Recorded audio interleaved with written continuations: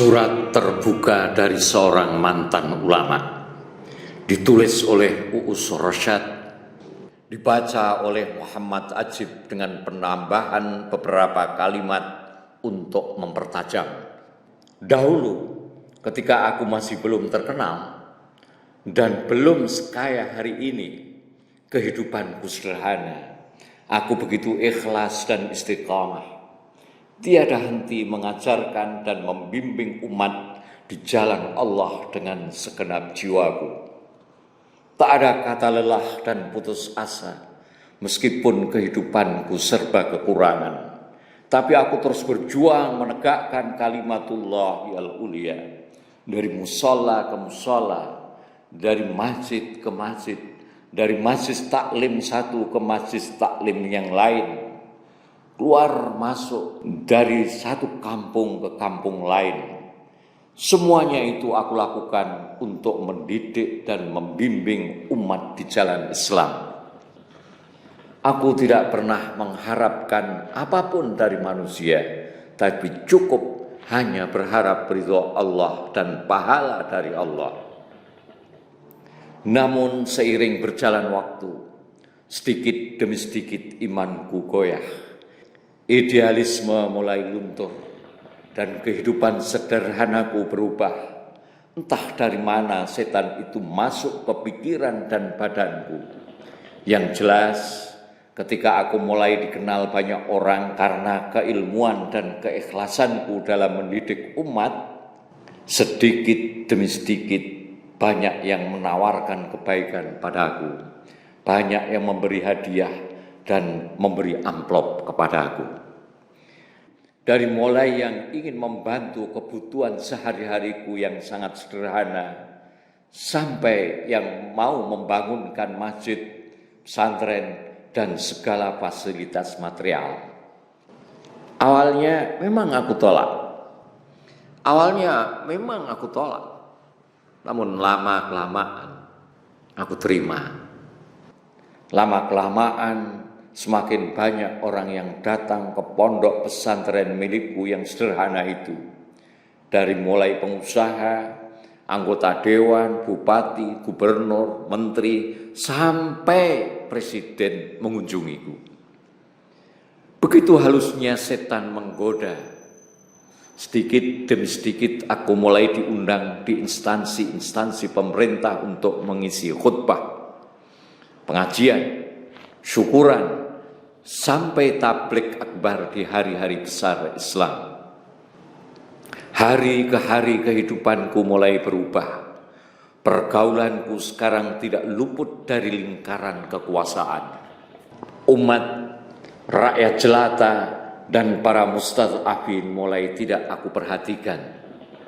Aku lebih sibuk bergaul dengan pengusaha dan penguasa, runtang-runtung dengan pejabat bermental bangsat. Akhirnya segala kemewahan dunia telah aku dapatkan dari mereka. Aku pun larut dalam kehidupan dunia. Ayat-ayat Allah yang aku sampaikan harus sesuai dengan apa yang dikehendaki penguasa, bukan lagi apa yang dikehendaki Allah dan Rasul-Nya. Akulah yang membentengi penguasa dengan hujah-hujah dan dalil-dalil agama. Akulah yang menangkis orang-orang yang mengkritisi kebodohan penguasa dengan narasi logikal falasi, logika sesat, yang kemudian diulang-ulang oleh media bayaran tanpa henti. Karena setan sudah menguasai kehidupanku, saat ini juga aku putuskan untuk berhenti jadi ulama. Aku sadar kalau aku benar-benar menjadi ulama sesuai ajaran Islam, tentu langkahku saat ini telah mengkhianati Allah dan Rasul-Nya. Harusnya ulama itu takut hanya kepada Allah. Tapi justru aku takut pada penguasa, karena aku takut penguasa tidak lagi memberiku kehormatan, kekayaan, jabatan, serta serpihan-serpihan dunia. maka kuputuskan berhenti jadi ulama. Karena aku tidak ingin mengkhianati umat yang telah percaya padaku. Aku tidak ingin terus-terusan membohongi diri sendiri, membohongi Allah, dan membohongi umat. Maka saat ini, detik ini juga, aku putuskan untuk berhenti jadi ulama.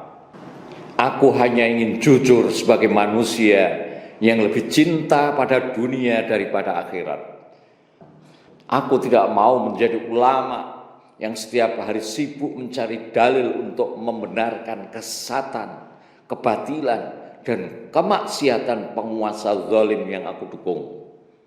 Dan aku pun sibuk juga mencari nas-nas, baik dari Al-Quran atau hadis, mencari kaul-kaul ulama, meskipun dhaif dan gharib, untuk melegalkan usahaku mencari dunia ketika dekat dengan penguasa. Aku tak ingin munafik, aku ingin terang-terangan bahwa aku ingin berhenti sebagai ulama dan sekarang aku ingin berkarir sebagai pecinta dunia yang sejati supaya apa yang aku lakukan tidak lagi atas nama agama yang dosanya berlipat ganda. Aku sudah membohongi diri sendiri, Allah dan umat. Padahal sebenarnya yang aku bela itu bukan Islam, tapi harga dunia. Maafkan aku yang jujur untuk berhenti sebagai ulama karena cintaku yang begitu besar pada dunia. Daripada aku tetap sebagai ulama, tapi aku khianati Allah dan Rasul dan orang-orang mukmin.